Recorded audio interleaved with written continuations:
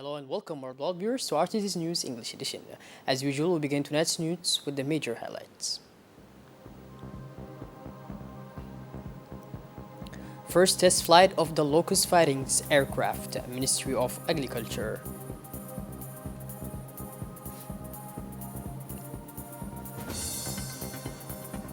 And in the international scene in Libya, legislative elections are postponed to January. Welcome back to our newsroom, our beloved viewers. The President of the Republic, His Excellency Mr. Ismail Omar Guelleh, sent a congratulatory message to the new Japanese Prime Minister Mr. Fumio Kishida, who was sworn in on Monday as head of the government on his country. I sincerely hope that the state of Japan will significantly increase under your leadership. The widely accomplished work of its development, wrote President Guelleh in the telegram sent to Mr. Fumio Kishida. Your perfect knowledge of your country's issues and your immense experience as a statesman who was in turn a senior official, a member of parliament in a ministry in various departments clearly give you all the effective attributes to lead the friendly nation of Japan towards greater prosperity and influence, President Ismail Omar Guelleh then said. The strategic choices of programs that you advocate, including access to exclusively clean energy and the pursuit of economic progress through innovation and creation, have undeniably a vocation also to lead to a rapid rise of your country, continued the head of state. Our two countries maintain privileged ties of friendship and cooperation, he also noted, before welcoming the honor that Japan has done us by choosing the Republic of Djibouti to host the first installation of the Japanese Self-Defense Forces abroad. Be sure, Mr. Prime Minister, that you will always find with the people and government of Djibouti all the support necessary to strengthen relations of cooperation, solidarity, and brotherhood between our two countries and our two people, said the head of state, reiterating his wishes of success to the new Japanese Prime Minister. The Minister of Commerce and Tourism, Mr. Mohamed Warsamedevi, received this morning on a visit to the Ambassador of Egypt to the Republic of Djibouti, His Excellency Hussam Mildin Fatreda, in his office. The Minister, surrounded by his close collaborators, welcomed the Ambassador of Egypt to the Republic of Djibouti. The meeting was an opportunity for both parties to review the areas of cooperation between the two friendly countries and ways to strengthen them, especially in the field of trade, industry, and tourism.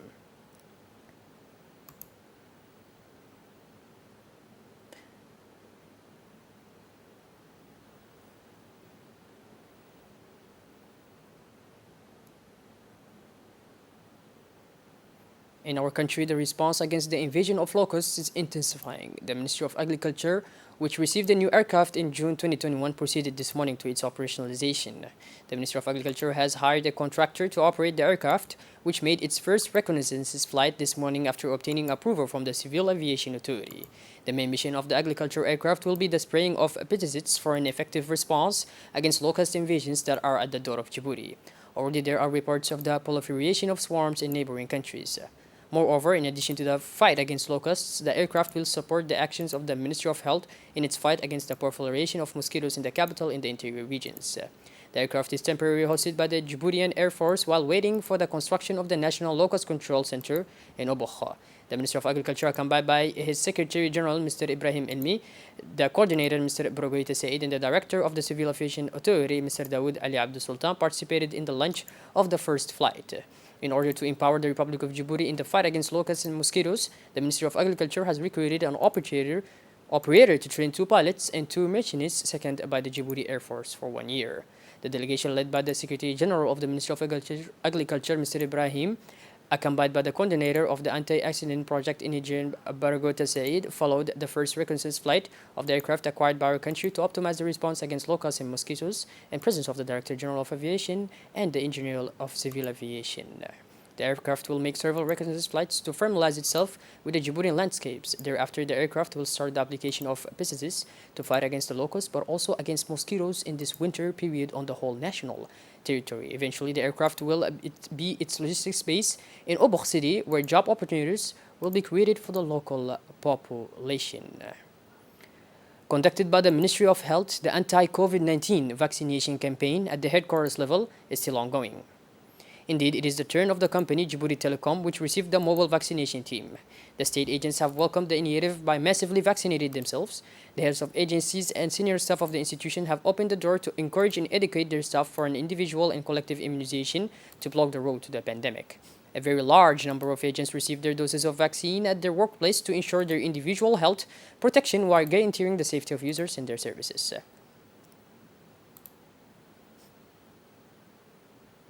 Still in the vaccination against COVID-19, the VaxNuBox crisscrosses the neighborhoods of the capital, according to a pre-established schedule as part of the mass immunization campaign of proximity. Yesterday, it was at the Nerve that the Braxo center of the capital at the Blas Mahmoud Harbi that was chosen by the vaccination team. Recall that this vaccination campaign was conducted by the Ministry of Health to bring vaccines closer to the population. Thus, several hundred citizens were able to benefit from this campaign of proximity immunization that has significantly increased the average vaccination rate per day. The Ministry of Health calls the population to take advantage of this intensive campaign of proximity to be massively vaccinated by reminding that the vaccine remains the only effective way to counter this pandemic. The Embassy of the Kingdom of Saudi Arabia in Djibouti hosted yesterday an important ceremony dedicated to the handing over of 50 copies of the Holy Quran and Braille to the National Agency for Disabled Persons, known as ANPH. The ceremony of handing over this gift of the Holy Quran offered by a Saudi NGO is aimed at accompanying the visual impaired and was attended by the ambassador of the custodian of the two holy mosques in Djibouti, Mr. Abdul Aziz bin Abdullah Al-Matar, and the Director General of the ANPH, Mr. Duali Saeed Mahmoud, as well as the consulship of the Saudi Arabian government in Djibouti, Mr. Abdullah Al-Ghahtani. This noble initiative reflects the good frontier relations existing between the Republic of Djibouti and the Kingdom of Saudi Arabia and the support of the Association of the Handicapped in favor of the National Agency for Disabled Persons of Djibouti. The Saudi ambassador affirmed his firm to accompany the efforts of the ANPH, anxious to meet the needs of this large fringe of the Djiboutian society and to defend their legitimate rights. A ceremony was organized by the Ministry of Health in collaboration with the authorities of the region as part of the launch of the vaccination campaign in the region of Arta. The ceremony of the launching of the vaccination campaign was held at the Community Health Center of Arta and gathered, among others, the prefect of the region of Arta, Mr. Sheikh Mohammed Hassan, the stunt president of the regional council, Mrs. Filson, and several other responsibles of the region in the Ministry of Health. It should be noted that this national campaign is organized taking into account the current context of the circulation of COVID.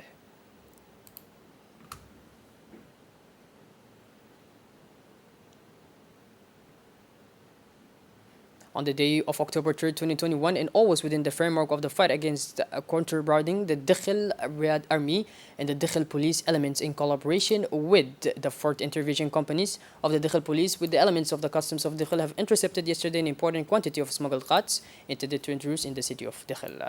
A batch of ghats composed of 6 kilos of 5 kilos each, that is to say a total of 300 kilos of ghats were intercepted. 300 kilos of ghats were seized. The individuals involved in these cases are currently in detention. The goods were destroyed and smoked in the Riyadh camp of Dakhil. As part of the fight against illegal immigration and all forms of use in human trafficking, the gendarmerie stationed at the Lak Asal post carried out a rescue and arrest operation in the Adguma sector near the Lak Asal Salt Flats in the morning of 3rd October 2021. During this rescue and apprehension operation, the gendarmeries apprehended 174 illegal migrants, including 22 women, all of Ethiopian origin and wishing to travel to the Gulf countries. During this operation, some migrants reported having been tortured by smugglers in order to obtain ransoms, even before being sent to the Arabian Peninsula.